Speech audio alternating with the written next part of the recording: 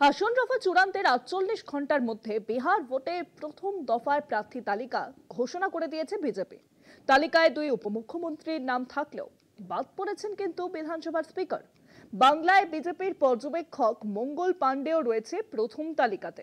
নির্দল প্রার্থী হিসেবে মনোনয়ন দাখিল করেছেন জেলবন্দি সার্জিল আলমও। যদিও রাজনীতির মাঠে তেমন ভাবে দেখা নেই কিন্তু বিরোধী কংগ্রেস ও আরজেডির। বিহার ভোটের আসন রফা চূড়ান্ত হয়েছিল রবিবার। তার ৪৮ ঘন্টার মধ্যে প্রথম দফার ৭১ জনের প্রার্থী তালিকা ঘোষণা করল বিজেপি।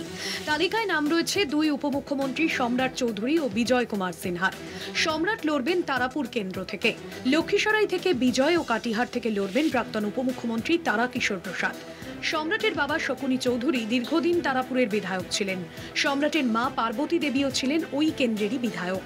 ১.৫ দশক ধরে তারাপুর জেডিইউর হাতে থাকলেও এবার শরিকি বাধ্যবাধকতা মেনে ওই কেন্দ্র বিজেপিকে ছেড়েছে নীতিশ কুমার। তবে তালিকায় নাম নেই ১৮ বছরের বিধায়ক তথা বিধানসভা স্পিকার নন্দকিশোর যাদবের। ২৪৩ বিধানসভা আসনে বিজেপি জেডিইউ দুদলই ১০১টি কেন্দ্রে প্রতিদ্বন্দ্বিতা করবে। ২৯টি আসনে লড়বে চিরাগ পাসওয়ানের দল। জিতেন্দ্রম মাঝির হ্যাম ও উপেন্দ্র কুশওয়াহার আরএলএম লড়বে ৬টি করে আসনে।